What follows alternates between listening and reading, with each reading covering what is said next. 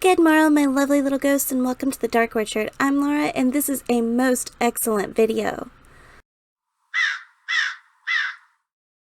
As I said in my intro, this is a most excellent video, and what makes it so excellent is I'm going to be discussing Bill and Ted, including Bill and Ted's Excellent Adventure, Bill and Ted's Bogus Journey, and the upcoming film, Bill and Ted Face the Music.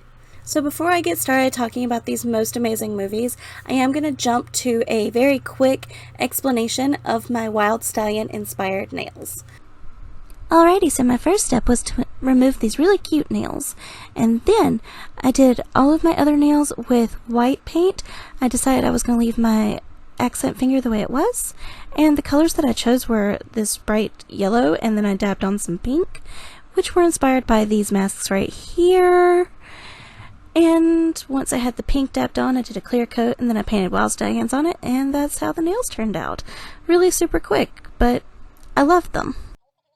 Alrighty, now that we've seen my really cool Wild Stallion inspired nails, let's talk about the movies. So Bill and Ted Face the Music comes out August 28th, which is just 2 days away when this video drops. But if you're watching this sometime in the future, it's already out. So that's good news for you. Bill and Ted Face the Music is the third installment to the Bill and Ted franchise, following, of course, Bill and Ted's Excellent Adventure and Bill and Ted's Bogus Journey, which originally was going to be called Bill and Ted Go to Hell. If you have never seen Bill and Ted, what are you waiting for? I need you to remember after this video to go back in time to when you would have been watching the movie instead of watching this video and watch Bill and Ted. So when you get to this point in my video, you'll have already seen it. But you have to remember to go back and watch it after this video. Make sense? If that doesn't make sense, then you've never seen Bill and Ted. And again, what are you waiting for? So now that we've all seen it, because we remembered, now that we've all seen it, we're going to talk about how amazing the two movies that are already out are, and discuss some of the little hints and details that we get in the trailer for Bill and Ted 3. So in the previous films, we dealt with not only time travel, but like interdimensional Dante's Inferno kind of travel, and it was just so epic in many ways. And it seems like with Face the Music, we're going to be sort of combining the two, but making it their own, which is something that the Bill and Ted films seriously have always done.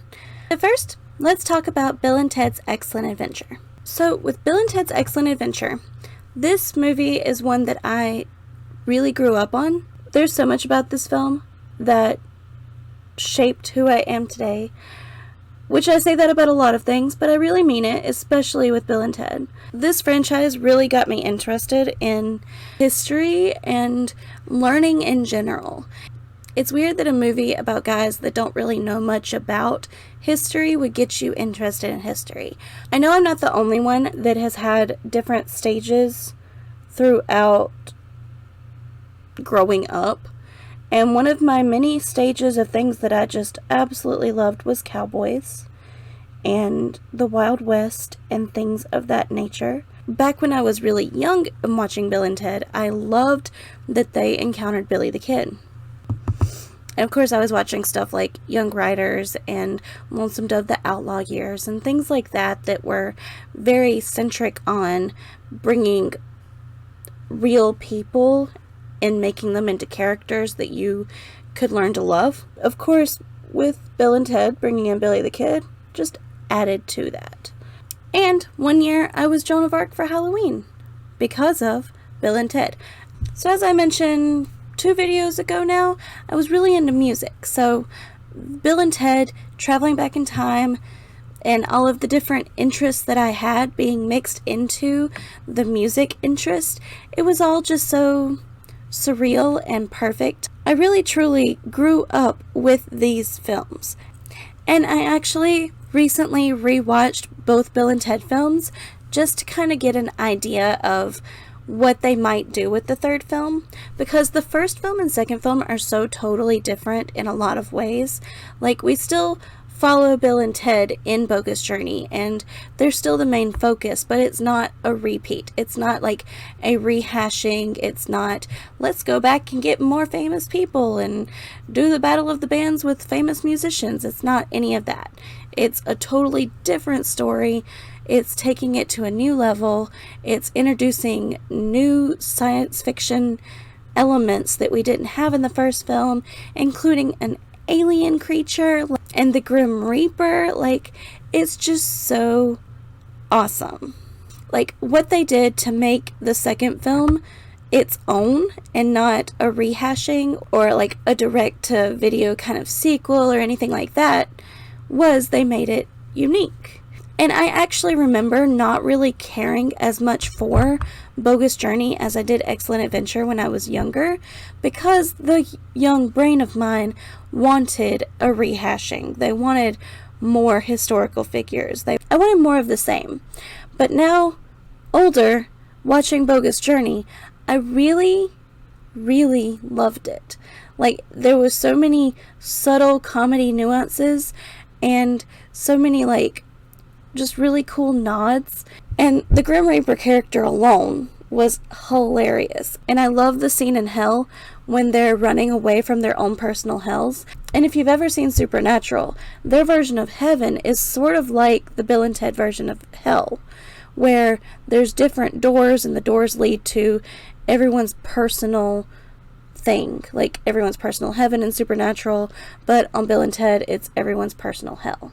Love that. Love that concept so much. So if by chance you ever saw Bogus Journey and were like, maybe give it another try, especially if you haven't seen it in a long time, because there are some really amazing elements in it. A funny story about Bogus Journey is actually that Pizza Hut used to have an option to have a DVD with your pizza. Like, you could add a DVD on. I'm not exactly sure why or how, or if there was an extra charge.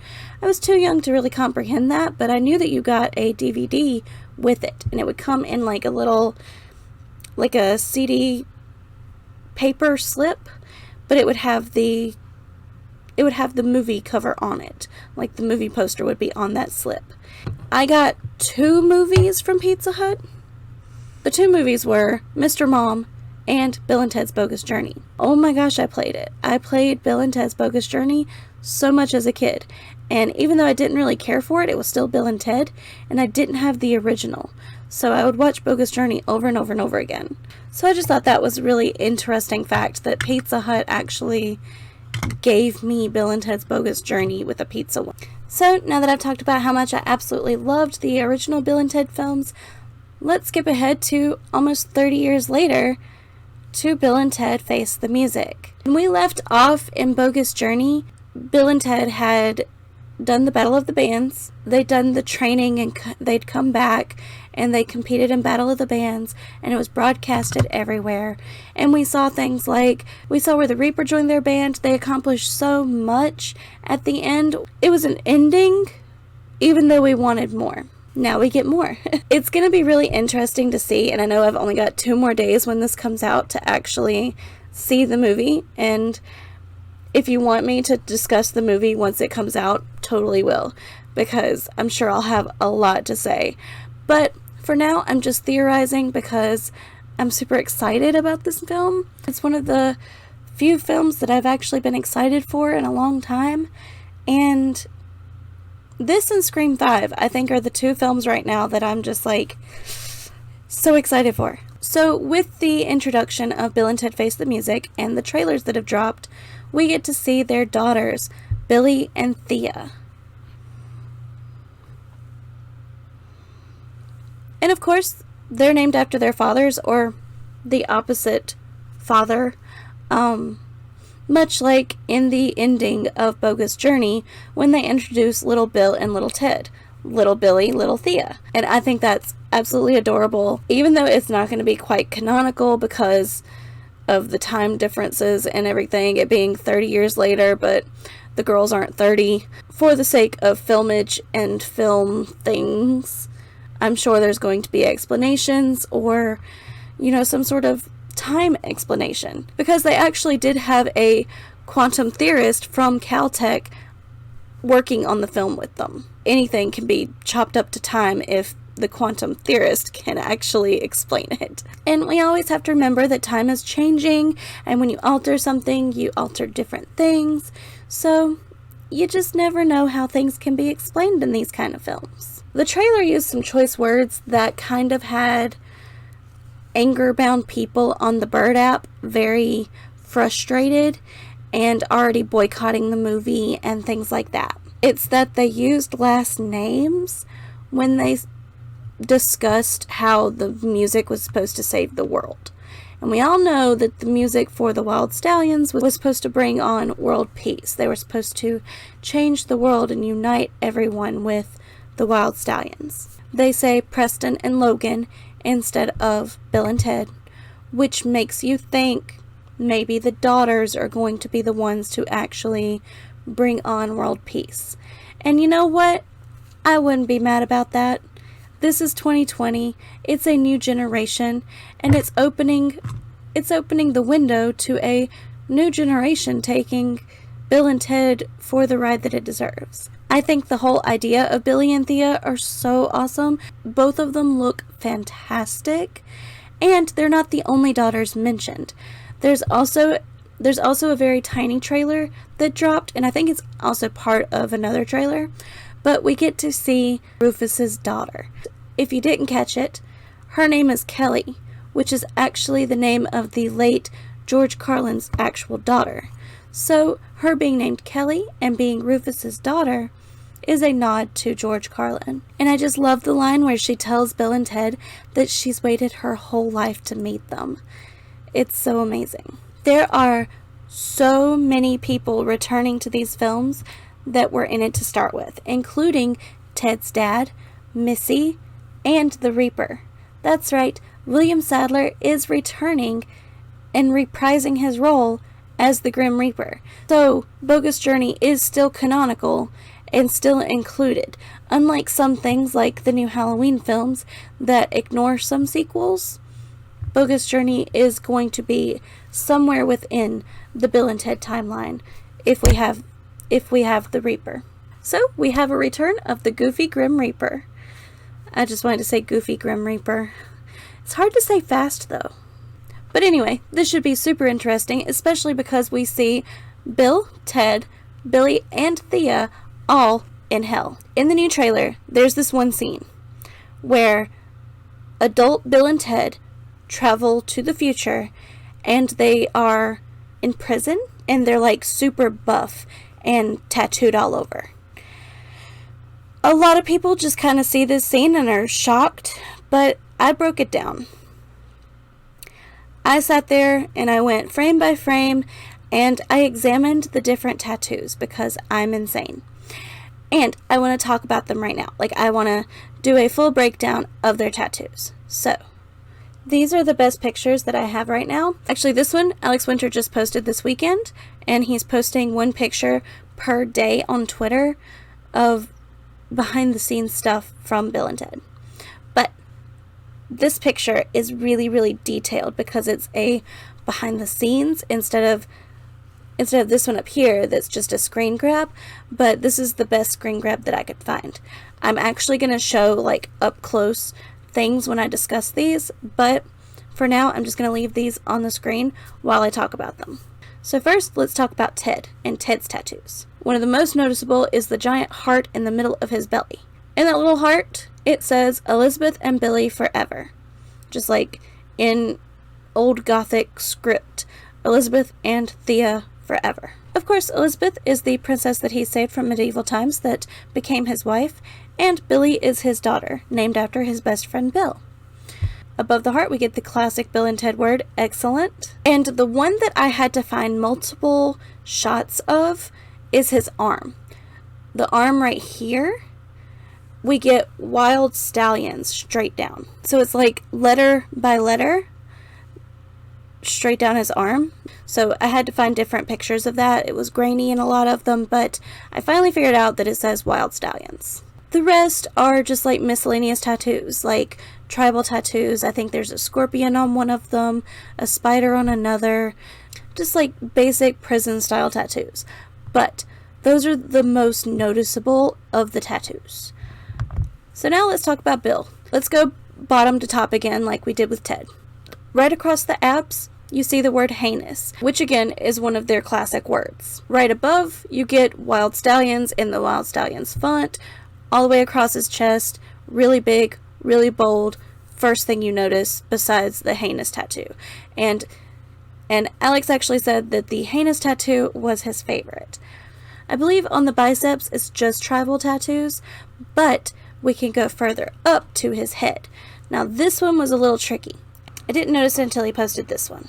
On the side of his head is a heart, very similar to the heart that is on Ted. This heart, upon further inspection and zooming in and sharpening the image until I could finally read part of it, most likely says Joanna and Thea forever. So a lot of their tattoos are mirror images, like they both have the same tattoos, which tells you that even in an alternate realm or a different time in the future, Bill and Ted are still very close and still love the same things. And finally, the last tattoo, Scooby-Doo. No, really. It's probably San Dimas, which is, of course, where Bill and Ted are from, but it looks like Scooby-Doo. When I see the SD together, that's what I imagine. But of course, because this is Bill and Ted, it is most likely San Dimas. So not every tattoo on them has a meaning, but so many of them do, and almost all of the ones that do have meanings, both of them have similar tattoos, which I found very interesting, of course, obviously because I'm breaking down what their tattoos mean, but I really loved the details. And of course, Elizabeth and Joanna are part of the new film as well. We get to see them on a therapist couch, and during the therapy session, it's not just Bill and Joanna or Ted and Elizabeth, it's all four of them. So maybe Bill and Ted being so close-knit didn't actually work out to their advantage as far as the long run was concerned. I mean, if they're in therapy for a reason. And from what I've gathered from interviews, it is quite possible that the Wild Stallions had their moment in the sun, or the moment on Mars, since the very last thing that they accomplished in Bogus Journey was playing on Mars. But perhaps they had their heyday and now they've kind of crashed, and perhaps are wedding singers from that one clip that we get to see of them in suits. Not quite sure. It is really, really cool that we get to see an extension to the Bill and Ted story after 30 years. Another thing I really want to talk about before we go is this poster. The poster for Bill and Ted Face the Music is so amazing. We get to see the old school phone booth, and it's packed with people, much like the original. The thing I want to talk about the most with this poster, though, is the clothes. Oh, it made me so happy. Bill, specifically. They're both in tennis shoes. And then, Bill is in jeans and a t-shirt with a shirt tied around his waist. Much like when he was younger and he'd tie that purple shirt around his waist. Like, there's a whole subset of humans that wear jeans and a t-shirt on a daily basis, despite being adults. Was so happy to see this. Why was I so happy to see this? Because adults don't always dress like adults. The fact that they didn't change their style so drastically, the fact that we don't see them in slacks and button-ups. I mean, Ted's wearing a button-up, but there could be a reason behind that. He's still not in, like, a tailored outfit, and neither is Bill. Bill's in a t-shirt, a Wild Stallions t-shirt at that, which is an absolute nod to his original outfit. But it makes me so happy to see that they didn't adult.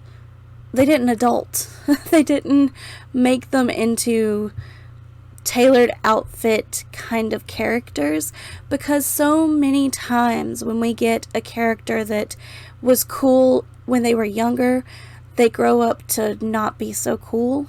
I can't imagine if they would have tried that with Bill and Ted. It wouldn't have worked. They're just a special kind of character that you can't adult them.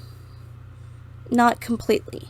So seeing the jeans and the tennis shoes and the t-shirt and just the fact that Ted still has his long hair, it just makes me really happy. It's nice to see the representation, an adult being an adult without looking like an adult.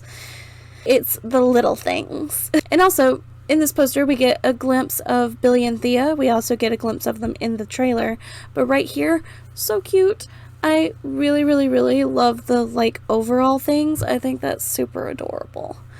So like I said before, Bill and Ted is dropping on August 28th now. It originally was supposed to be in September, but now it's August 28th because time travel. So you can catch it on streaming services and in theaters, but please be safe if you see it in a theater. Once again, Bill and Ted Face the Music, August 28th. Don't forget to wind your watch. I am super excited for Bill and Ted Face the Music because it looks like it's going to incorporate so many different elements, and the tagline is "The future awaits," which tells me that they're most likely going into the future, which we haven't really seen before.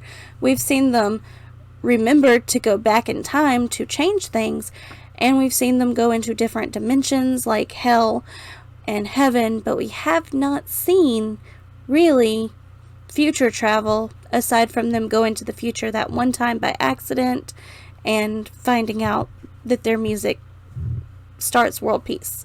So that'll be super exciting to see more future things.